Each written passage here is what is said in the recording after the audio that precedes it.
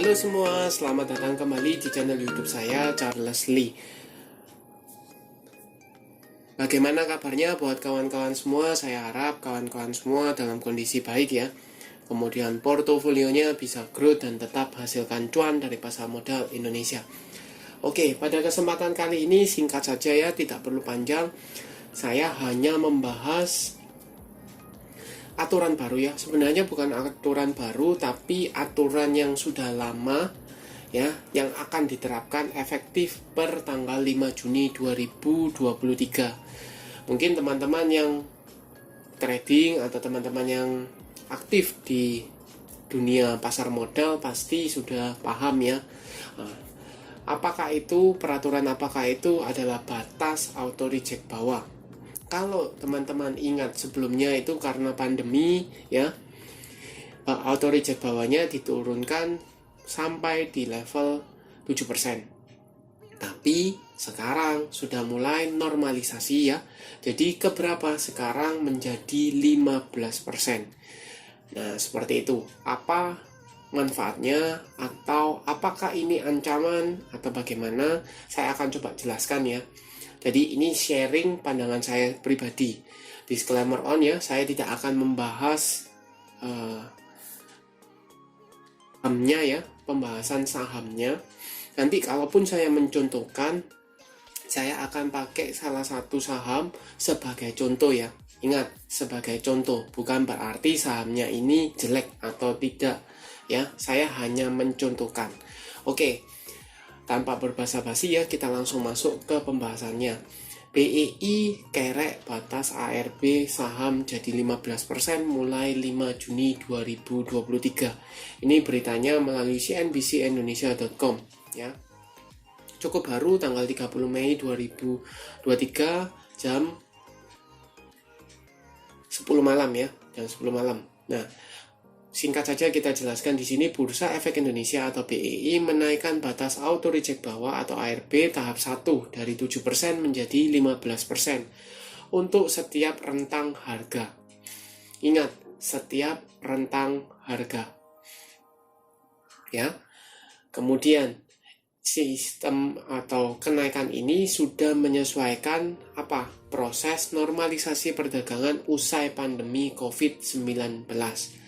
Ya, buat teman-teman yang nggak tahu atau belum tahu, saham itu ada dua ya, ada dua kenaikan biasa ya, sama mentoknya itu kenaikan berapa atau penurunannya berapa, atau yang biasanya dikenal kalau misalnya naik ke atas atau batas atasnya itu adalah auto reject atas. Tergantung harganya, ada yang 25%, ada yang 35%. Ya, seperti itu. Nah, itu batasan atas.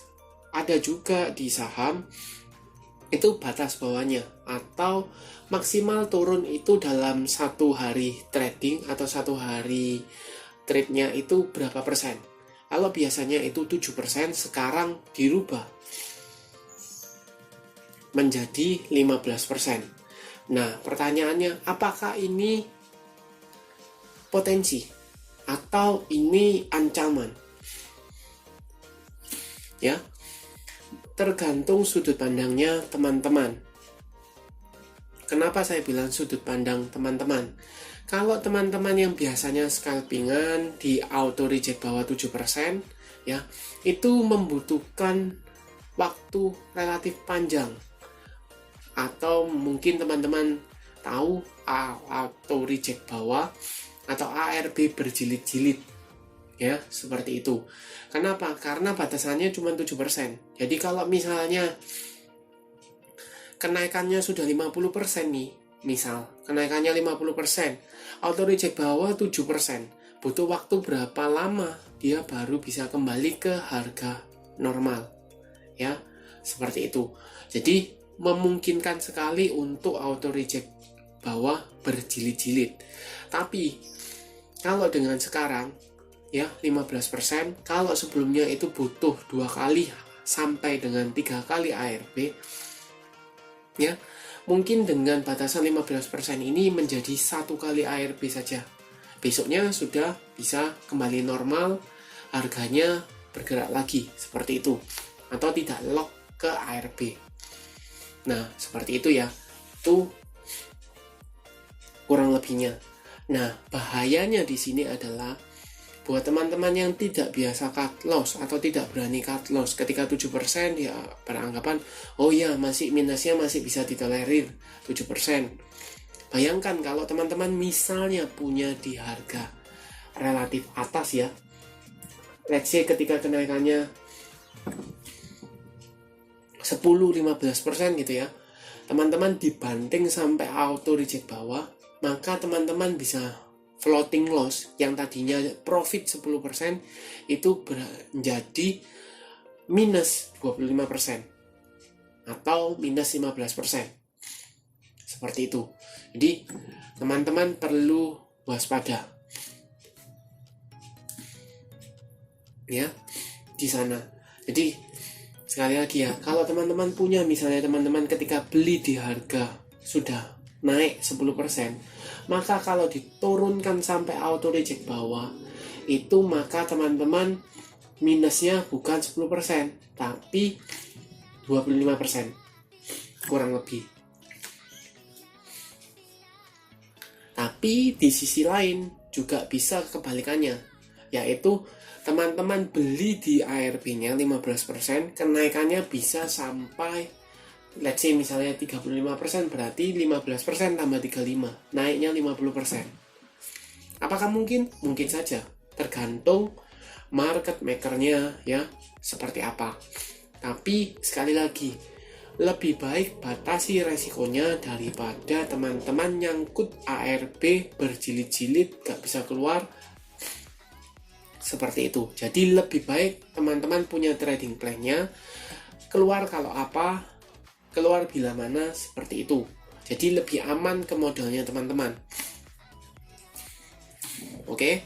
Nah, kita ambil contoh ini ya. Ini contoh, disclaimer on contoh. Ini saya pribadi juga pernah kena ya. Untuk di Sage ini saya juga pernah kena di Sage. Bayangkan di sini ya. Di tanggal 4 Mei 2023 itu sampai menyentuh level tertingginya 290 ya. 290 itu kalau teman-teman misalnya nggak usah ambil paling tinggi ya, diambil rata-rata di 270-an lah, 270-an, teman-teman dibanting sampai di ARB minus 7% ya.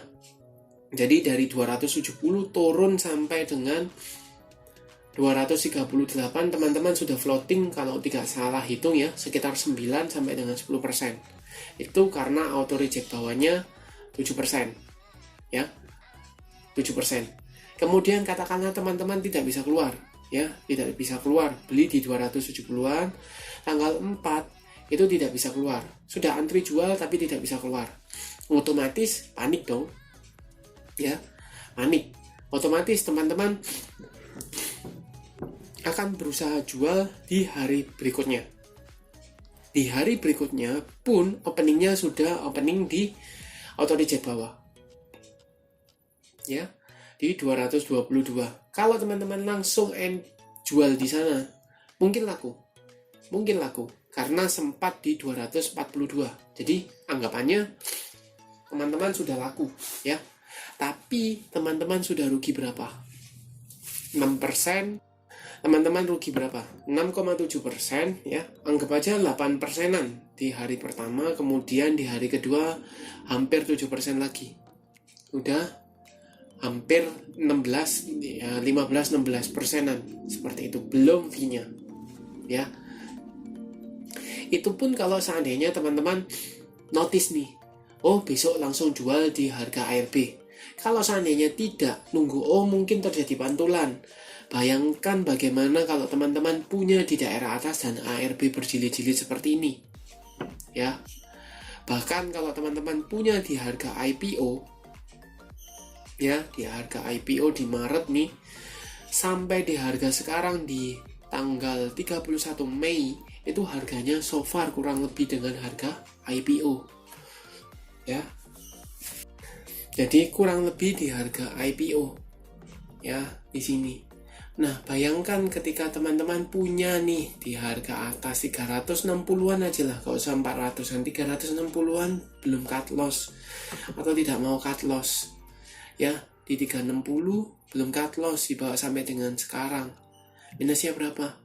66%. Ya.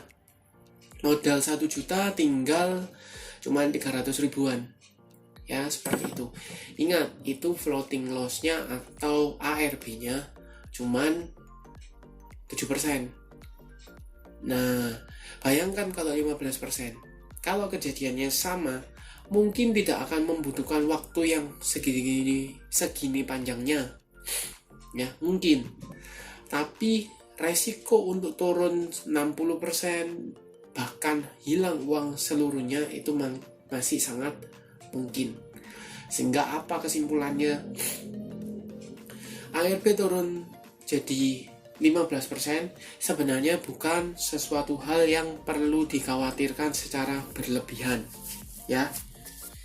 Itu cuman buat sarana buat teman-teman mengingatkan teman-teman bahwa ada potensi kerugian yang sama besarnya.